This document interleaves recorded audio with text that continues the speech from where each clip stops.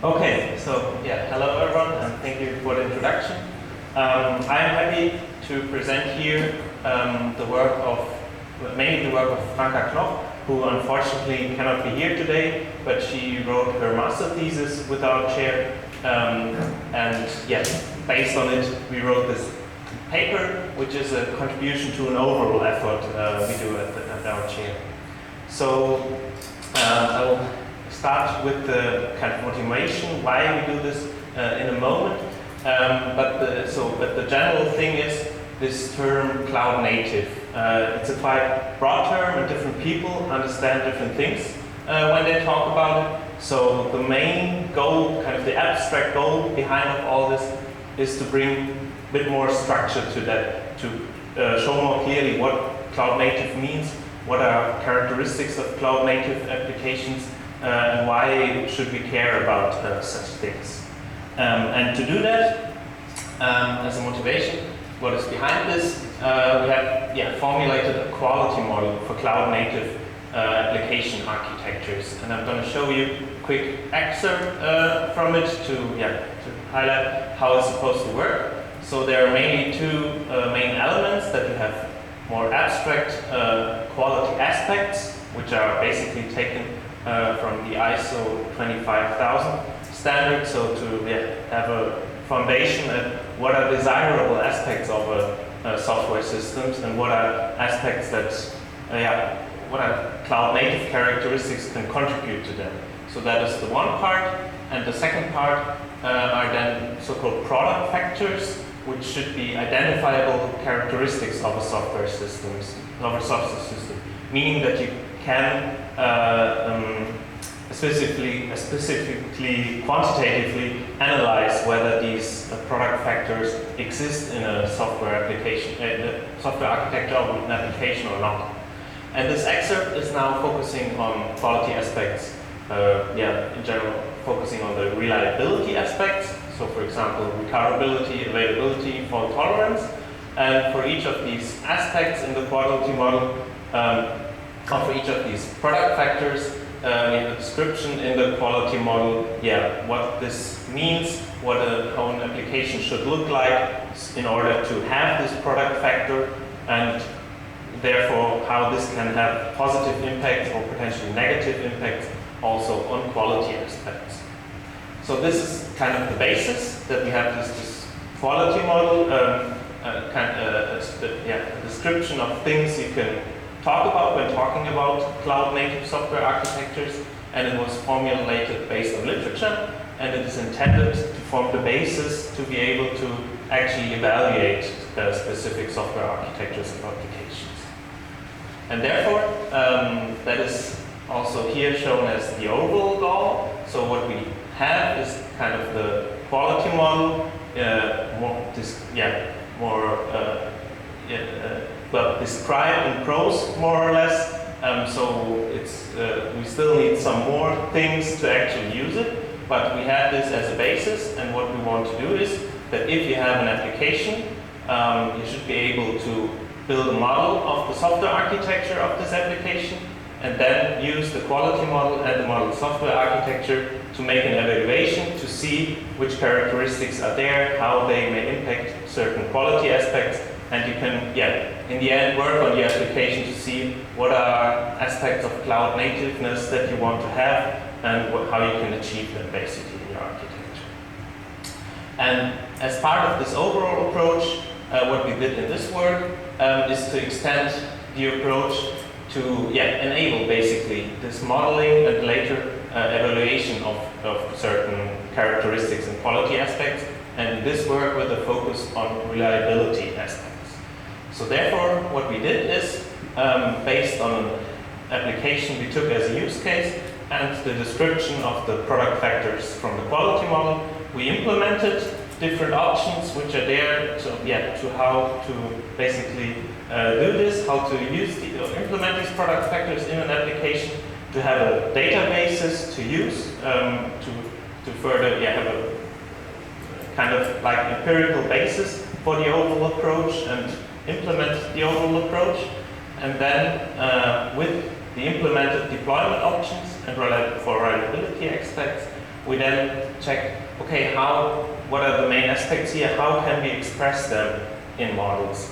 So that here we can extend our modeling approach for software architectures to enable these quality evaluations fitting to the specific quality model that we consider. So these are the two main aspects of this work, and which I'm going to present a bit more in detail now. And we start with the different implementation options for reliability aspects, and then see how we extended the modeling approach to express that. And before that, I'm going to lose a few words on the application that we used. We used the so-called T-Store application, which was implemented from a group at the University of Würzburg and was already used in a number of publications. So therefore, that was our reasoning. Use an application which is representative and which has been proven to be useful for others as well. We chose this as a use case application. It was intended as a microservice reference application, specifically for benchmarking experiments, and it was already used in other research as well. That's why we chose it. And to give you a quick overview, you have a number of services that are communicating with each other via HTTP calls, tend to be REST interfaces. We have a relational database as a data store, and what was another advantage, there were already prepared Docker images and Kubernetes deployment descriptions that we can use to adapt the application with the different reliability characteristics, and then see how we can deploy that and how we can, in the end, extend our modeling approach. And one specific thing is here, especially also the database, which makes it a bit more complex application than others, and I will also have one example of what this means for the different reliability options. Okay, so because we have several aspects, I'm going to want to give you a broad overview, but I cannot go into detail for each aspect, and therefore I will have done one example for each. But to provide you an overview, what the different implementation options are. So they are ordered by the different quality aspects that we have and the different product factors from the quality model that I showed to you. So the idea was to use each of these product factors and see what are the options that we have for implementing that with the T-Store application. And that's basically what we did. As a basis here, we chose to use the AWS cloud for the deployment of the application, and together based on a Kubernetes cluster, because there were already the deployment descriptions there for the T-Store application.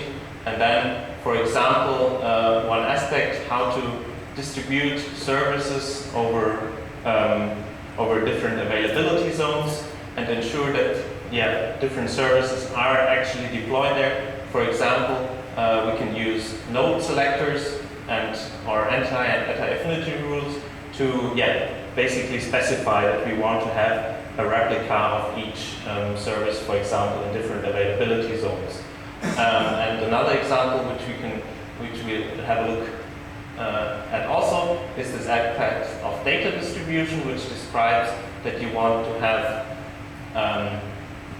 your data that you use in the application distributed over various availability zones in order to improve the availability in case one data center is not available at some point, that you have others to use. And that's the example also we are going to have a look at, what Franka did in the implementation. So in general, we have this baseline architecture where we have the T-Store deployed within an AWS Elastic Kubernetes service, which is already running on different availability zones. And for this specific aspect, how we can now make sure that our data is distributed over various availability zones. One option is to use a managed database, in this case an instance from the AWS Relational Database Service. And here, so kind of how this, in this specific case, how you can implement this is that there is actually an AWS controller for Kubernetes, which is a specific Kubernetes resource available from AWS, where you can specify that you want to have a database instance, and then therefore it is automatically linked into the Kubernetes cluster that you're using, but provided as a managed database instance within the AWS cloud. And then there is a quite simple approach to ensure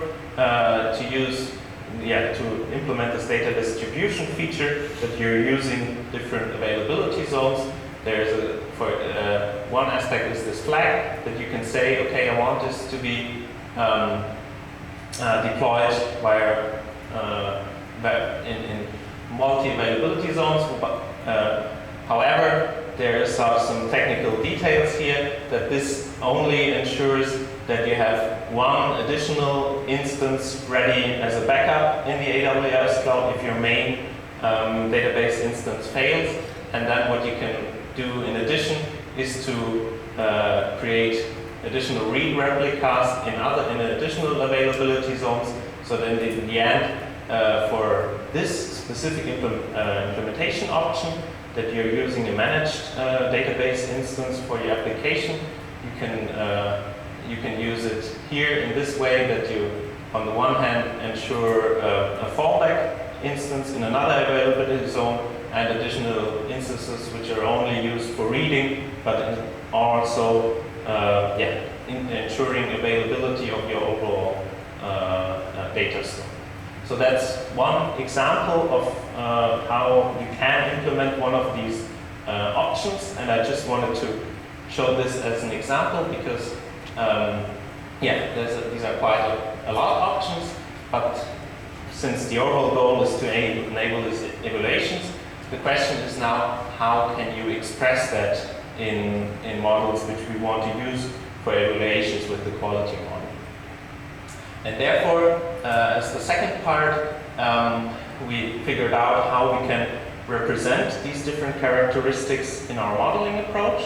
Now that has been done, so the basis for that has been done in previous work, and it's basically the approach is to represent software architectures of cloud native applications in a model, and entities of these models are the ones that you see here. So that, for example, you have different entities for representing components, which is more abstract version for services, backing services, storage backing services, so that you can, for example, have what we saw in the T-Store application, the business services which provide functionalities would, for example, be services, while the database would be a storage backing service, and other services like that are used internally but not providing business functionality. For example, if you want to have a logging service, or you wanted to have message brokers,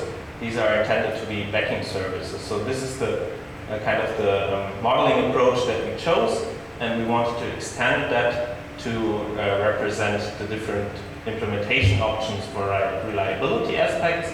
And therefore, I actually had this example. For example, here, what we've seen as an example for the storage backing service would be the T-Store database, and we can also have links between services, meaning that they call each other, and we have also infrastructure entities, which are intended to represent the infrastructure on which applications are deployed. So therefore, we extended these entities with additional information to be able to represent the different implementation options for reliability. This is all based in the end on a Tosca extension that we used. We chose Tosca as a modeling basis in order to build on an existing modeling framework and not build completely new. There are some challenges which we might talk about later also, but I wanted to say that because these are actually added as properties to the different Tosca elements that we want to use for representing our software architecture. And therefore we have, as you can see here again as an overview, these different properties added to our components, to our entities, in order to have this information available in our model and evaluate whether certain characteristics are there or not. So again, this is the overview, and as one example how this would look like for this, if you're using a managed instance which is distributed over different availability zones, you would have this model in a visual representation here and also in a textual representation. And what you can see here is now that we have these RDS instance here, which is a storage backing service, and we have basically added these properties to highlight what it looks like. And because here this RDS instance is hosted on the AWS Relational Database Service with actually 3 replicas. When we consider the example from before, we have the main instance, the backup instance, and an additional read replica. We could highlight it like that. And in addition, because we can say this service is using these availability zones, we would have the information to evaluate whether our data is distributed. You can also see the other properties, some of the other properties, but I don't want to go too deep into detail here. So that's basically the main part of the work, that we have these implementations of different options, and we have the extension of the modeling approach in order to evaluate this in the end. But it's only, it's all work in progress, and we have some limitations and therefore future work to do. One limitation we have to mention is that we use the one cloud provider, AWS, and one application. We hope for it to be representative, as AWS being one of the leading cloud providers, and the T-Store application representing different characteristics and being used in research. But of course, it would be good to extend it also to others and use different applications to see how well we can represent things. And the other thing is the focus on reliability. There are additional quality aspects in the quality model, so also there it would be good to extend this. And we have used Tosca here for modeling.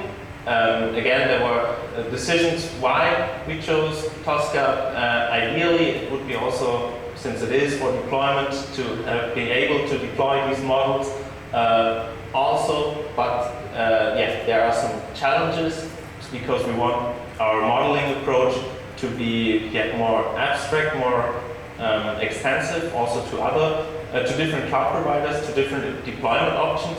But for Tosca, if you want to deploy it, you of course have to make these decisions what exactly you want to use. Therefore, if there are experts on Tosca, I'm also happy to discuss this at the poster session tomorrow. We are still working on the overall approach. We want to develop it that you can use it in a tool and try it out. That's also what we see in a moment. So to conclude, we have various implementation options available for these characteristics, but as we found out, they're often very specific to certain technologies. For example, these node selectors that I mentioned are of course specific to Kubernetes. You don't necessarily have them when you're using other possibilities, which might also be cloud native, and you have these interdependencies. When you use one option, you're left with other options. So therefore it's quite difficult, and with this set of practical implementations, we just wanted to provide a basis so that we can have a foundation to use. And of course, we have talked modeling today a lot. This is also not so easy, which kind of level of abstraction we want to choose for the modeling approach. As I said, the focus is on cloud native and things that you find about this term in practice. Therefore, our approach here was on focusing on these aspects that are most important to make differentiations here. And with that, I want to conclude. Additional information you can find online, specifically to this paper, and also that the tool we're working out, where we have also implemented the things that I talked about. And with that, I want to close and thank you for your attention.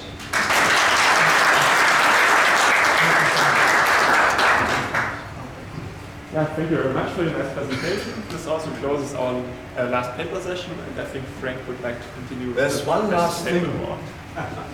One more thing. We have 2 paper awards, graciously sponsored by SurfTech and Divisor, Marco. So we went ahead, we ranked the papers, and we have this ICSOC Young Researcher Award.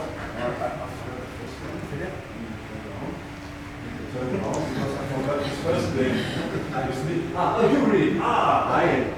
Okay, you read it. Why don't you come up here? Because I'm sure. Yeah, so we have a program committee, right? Yeah, I'm happy that here you said I'm not so glad on the stage. So I'm chair of SurfTech, a non-profit institution that was founded in 2007 to make ICSOC. The ICSOC conference series independent from big associations like ACM and IEEE, which was successful. Frank, Chara, and Mike Babarogo, the other renowned international researchers, and I were founding members. And 6 or 7 years ago, we decided to announce this award. It's called the SummerSchool Young Researcher Award, and it's my great pleasure to announce that the award winner in 2024 is Sebastian Böhl.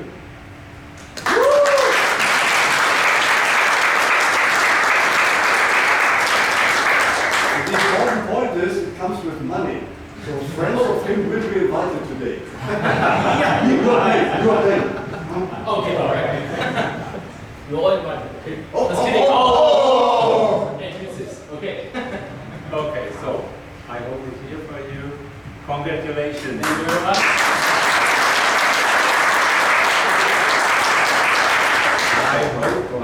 I hope this is this marks the beginning of a successful scientific career, and will encourage you to make up further outstanding contributions for the SOC community. For sure. So Thank you very much. For further papers. Thank you. I'm sending you your bank details, and you will get small amount of money as investment for this. All right. Thank you very much. Good time. And then the second award, sponsored since last year by Divisor, by our friend Dylan Young, and he will announce the winner of the second award. Yeah. The winner of the second award is Alexander Mander. Who is not here because he has COVID. Yeah. But his co-author, Marvin, will take it off the money.